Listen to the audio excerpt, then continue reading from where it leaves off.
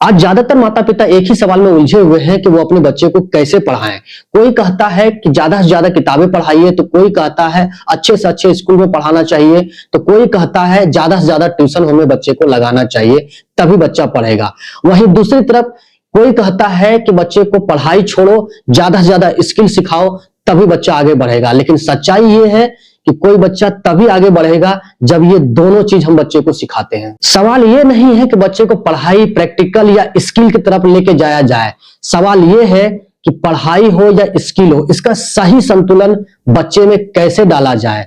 आज हम इसी पर बातचीत करेंगे और जानने की कोशिश करते हैं और समझते हैं कि हम अपने बच्चे में स्किल और पढ़ाई दोनों का सही बैलेंस कैसे रख सकते हैं। सबसे पहले यह समझने की कोशिश करते हैं कि बच्चा जब 6 से लेकर 12 साल की उम्र में होती है तो उसे असल में क्या चाहिए, पढ़ाई या स्किल।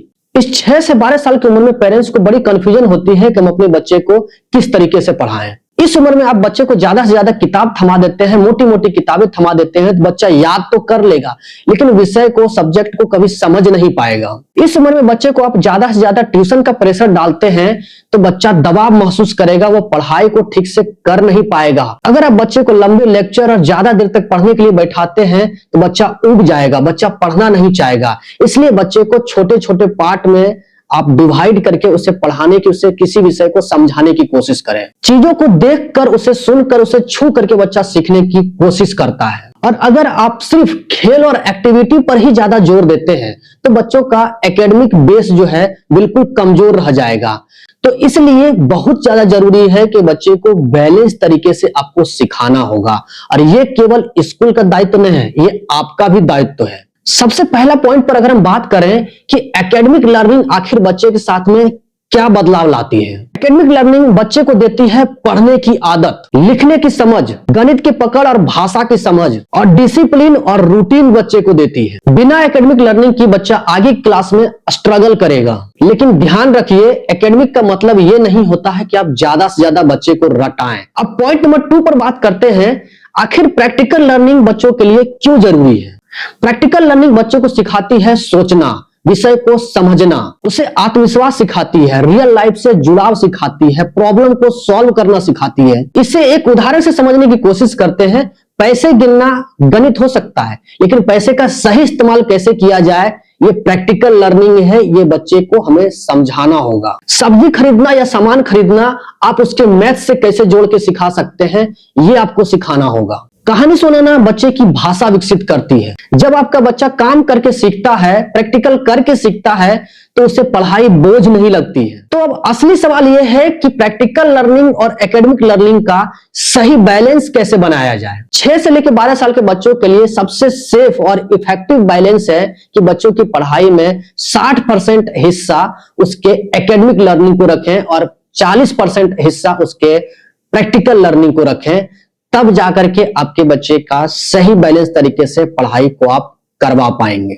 मतलब है, अगर आपका बच्चा 2 घंटे की पढ़ाई करता है तो कम से कम 40 से लेकर 45 मिनट की प्रैक्टिकल एक्टिविटी होनी चाहिए। और दूसरा है, हर सब्जेक्ट को बच्चे की रियल लाइफ से जोड़ने की आप कोशिश कीजिए। सिर्फ उन्हें किताब मत पढ़ाइए, ट्यूशन का बोझ मत दीजिए, बल्कि आप रियल सवाल पूछिए और बच्चे को सिखाने की कोशिश कीजिए। उदाहरण के लिए आप उनसे पूछिए, बताइए आप इस मैथ का कैसे इस्तेमाल कर सकते हैं, आप इंग्लिश का इस्तेमाल किस तरीके से कर सकते हैं, आप साइंस का इस्तेमाल कैसे करते हैं, आप इसको कैसे सीखते हैं, कैसे समझ सकते हैं, अपने इन्वायरमेंट में आप इसे कैसे देख सकते हैं। अगर आप कोई स्टोरी सुनाते हैं तो आप उनसे पूछिए कि बताइए आज आपने ऐसा क्या सीखा इस स्टोरी से और क्या आप अगर होते इस स्टोरी के हीरो तो आप क्या करते हैं। और इस तरीके से अगर आपका बच्चा खुद से सवालों का जवाब ढूंढता है तो आपका बच्चा डीप लर्निंग की तरफ जा रहा है, बच्चा सोचने वाला बन रहा है। और तीसरा है, टाइम टेबल नहीं बल्कि एक रूटीन बनाइए अपने घर में।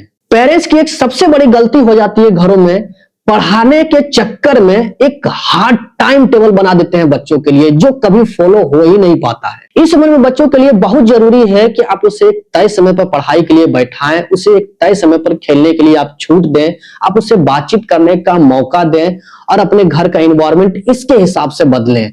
जबकि ऐसा हो नहीं पा रहा है। अगर आप इस तरह का रूटीन बनाते हैं और बच्चे से फॉलो करवाते हैं तो बच्चा आपका सुरक्षित महसूस करेगा, प्रेशर बिल्कुल भी महसूस नहीं करेगा। और चौथा पॉइंट है, मोबाइल को दुश्मन नहीं बल्कि टूल बनाएं। मोबाइल को पूरी तरह से बंद करना आज के समय में पॉसिबल नहीं है, ये हर कोई जानता है। समाधान है, बच्चे को शॉर्ट एजुकेशनल वीडियो दिखाएं, बच्चे को एनिमेटेड एजुकेशनल वीडियो दिखाएं, बच्चे को लर्निंग गेम्स सिखाएं, बच्चे को ड्राइंग, पजल्स और एनिमेशन सिखाएं, बच्चे को स्पोकन इंग्लिश प्रैक्टिस करवाएं। लेकिन ध्यान रखें, ये सब का समय तय होना चाहिए और पेरेंट्स आपकी निगरानी में होना चाहिए। और पांचवा पॉइंट है, बच्चे से हर रोज 10 से 15 मिनट बातचीत जरूर करें। सिर्फ ये मत पूछिए अपने बच्चों से कि आज होमवर्क किया कि नहीं, आज कितने नंबर आए, बल्कि आप उनसे ये सवाल कीजिए कि बताइए आज आपने ऐसा क्या नया सीखा, आज आपके लाइफ में क्या ऐसी मजेदार चीज रही जो आपको कुछ सिखा गई और जो आप हमें सिखा सकते हैं। बताइए आज आपके पढ़ाई में कहां दिक्कत आई। और ये 10 से 15 मिनट बच्चे को दिया हुआ समय बच्चे की पढ़ने की स्पीड को बढ़ा देगी। चलिए अब समझते हैं कि क्या ऐसा ना करे पेरेंट्स जिससे बच्चा गलत दिशा में चला जाए। हर समय बच्चे का कंपेयर ना करें जिससे बच्चा आपका